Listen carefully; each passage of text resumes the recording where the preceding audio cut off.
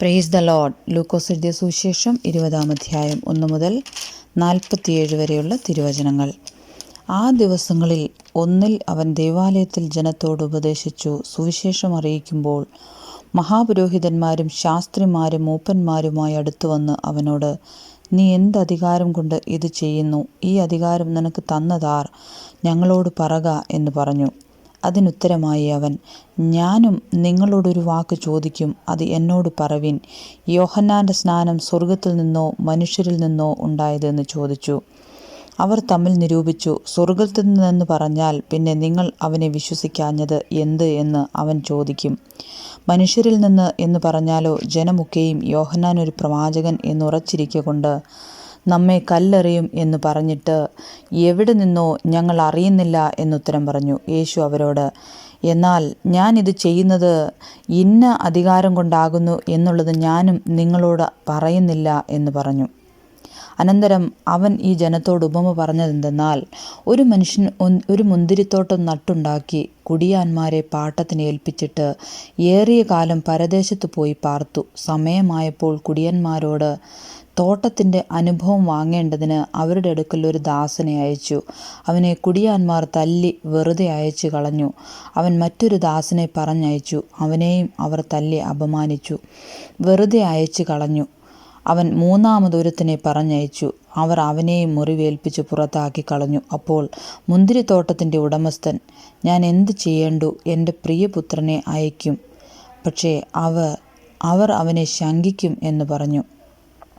കുടിയാന്മാർ അവനെ കണ്ടിട്ട്, ഇവൻ അവകാശം നമുക്കാകേണ്ടതിന് നാം അവനെ കൊന്നുകളക എന്ന് തമ്മിൽ ആലോചിച്ചു പറഞ്ഞു. അവർ അവനെ തോട്ടത്തിൽ നിന്ന് പുറത്താക്കി കൊന്നുകളഞ്ഞു. എന്നാൽ തോട്ടത്തിൻ്റെ ഉടമസ്ഥൻ അവരോട് എന്തു ചെയ്യും? അവൻ വന്ന് ആ കുടിയാന്മാരെ നിഗ്രഹിച്ചു തോട്ടം അന്യന്മാർക്ക് ഏൽപ്പിച്ചു കൊടുക്കും.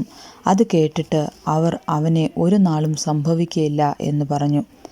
അവനോ അവരെ നോക്കി, എന്നാൽ വീട് പണിയുന്നവർ തള്ളിക്കളഞ്ഞ കല്ല് മൂലക്കല്ലായി തീർന്നു എന്നെഴുതിയിരിക്കുന്നത് എന്ത്? ആ കല്ലിന്മേൽ വീഴുന്ന ഏവനും തകർന്നു പോകും. അത് ആരുടെ മേലെങ്കിലും വീണാൽ അവനെ ധൂളിപ്പിക്കും എന്ന് പറഞ്ഞു. ഈ ഉപമ തങ്ങളെക്കുറിച്ച് പറഞ്ഞുവെന്ന് ശാസ്ത്രിമാരും മഹാപുരോഹിതന്മാരും ഗ്രഹിച്ചിട്ട് ആ നാഴികയിൽ തന്നെ അവൻ്റെ മേൽ കൈവെപ്പാൻ നോക്കിയെങ്കിലും ജനത്തെ ഭയപ്പെട്ടു. പിന്നെ അവർ അവനെ നാടുവാഴിയുടെ അധീനതയിലും അധികാരത്തിലും ഏൽപ്പിപ്പാൻ തക്കവണ്ണം അവനെ വാക്കിൽ പിടിക്കേണ്ടതിന് തക്കം നോക്കി.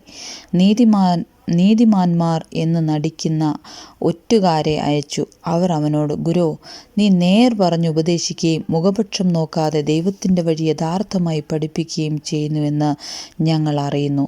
നാം കൈസർക്ക് കരം കൊടുക്കുന്നത് വിഹിതമോ അല്ലയോ എന്ന് ചോദിച്ചു. അവരുടെ ഉപായം ഗ്രഹിച്ചിട്ട് അവൻ അവരോട്, ഒരു വെള്ളിക്കാശ് കാണിപ്പീൻ, അതിലുള്ള സ്വരൂപവും മേലെഴുത്തും ആരുടേത് എന്ന് ചോദിച്ചതിന്, കൈസരുടേത് എന്നവർ പറഞ്ഞു. എന്നാൽ കൈസർക്കുള്ളത് കൈസർക്കും ദൈവത്തിനുള്ളത് ദൈവത്തിനും കൊടുപ്പീൻ എന്ന് അവൻ അവരോട് പറഞ്ഞു. അങ്ങനെ അവർ ജനത്തിൻ്റെ മുമ്പിൽ വെച്ച് അവനെ വാക്കിൽ പിടിപ്പാൻ കഴിയാതെ അവൻ്റെ ഉത്തരത്തിൽ ആശ്ചര്യപ്പെട്ട് മിണ്ടാതിരുന്നു. പുനരുത്ഥാനം ഇല്ല എന്ന് പറയുന്ന സദൂക്യരിൽ ചിലർ അടുത്തു വന്ന് അവനോട് ചോദിച്ചത്, ഗുരോ, ഒരുത്തൻ്റെ സഹോദരൻ വിവാഹം കഴിച്ചിട്ട് മക്കളില്ലാതെ മരിച്ചുപോയാൽ അവൻ്റെ സഹോദരൻ അവൻ്റെ ഭാര്യയെ പരിഗ്രഹിച്ച് സഹോദരന് സന്തതിയെ ജനിപ്പിക്കണം എന്ന് മോശെ എഴുതിയിരിക്കുന്നു. എന്നാൽ 7 സഹോദരന്മാർ ഉണ്ടായിരുന്നു. അവരിൽ ഒന്നാമത്തവൻ ഒരു സ്ത്രീയെ വിവാഹം കഴിച്ചു, മക്കളില്ലാതെ മരിച്ചുപോയി. രണ്ടാമത്തവനും മൂന്നാമത്തവനും അവളെ പരിഗ്രഹിച്ചു. അവണ്ണം 7 പേരും ചെയ്തത് മക്കളില്ലാതെ മരിച്ചുപോയി. ഒടുവിൽ സ്ത്രീയും മരിച്ചു. എന്നാൽ പുനരുത്ഥാനത്തിൽ അവൾ അവരിൽ ഏവന് ഭാര്യയാകും. 7 പേർക്കും ഭാര്യയായിരിക്കുന്നുവല്ലോ. അതിന് യേശു ഉത്തരം പറഞ്ഞത്, ഈ ലോകത്തിൻ്റെ മക്കൾ വിവാഹം കഴിക്കുകയും വിവാഹത്തിന് കൊടുക്കുകയും ചെയ്യുന്നു. എങ്കിലും ഈ ലോകത്തിനും മരിച്ചവരിൽ നിന്നുള്ള പുനരുത്ഥാനത്തിനും യോഗ്യരായവർ വിവാഹം കഴിക്കുകയുമില്ല, വിവാഹത്തിന് കൊടുക്കപ്പെടുകയുമില്ല. അവർക്കിനി മരിപ്പാനും കഴിയുകയില്ല.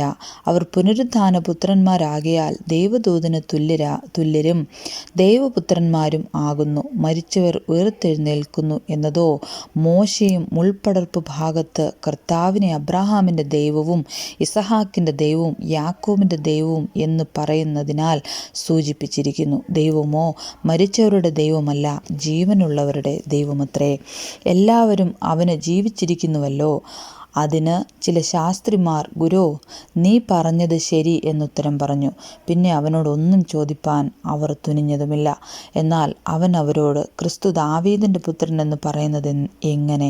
കർത്താവ് എന്നെ കർത്താവിനോട്, ഞാൻ നിന്റെ ശത്രുക്കളെ നിന്റെ പാദപീഠമാക്കുവോളം എൻ്റെ വലത്തുഭാഗത്തിരിക്കുക എന്നരുളി ചെയ്തു എന്ന് സങ്കീർത്തന പുസ്തകത്തിൽ ദാവീദ് തന്നെ പറയുന്നുവല്ലോ.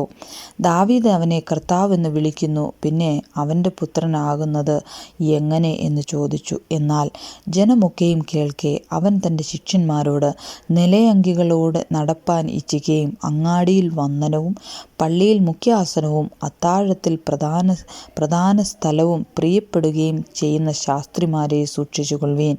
അവർ വിധവമാരുടെ വീടുകളെ വിഴുങ്ങുകയും ഉപായരൂപേണ ദീർഘമായി പ്രാർത്ഥിക്കുകയും ചെയ്യുന്നു. അവർക്ക് ഏറ്റവും വലിയ ശിക്ഷാവിധി വരും. ആമേൻ.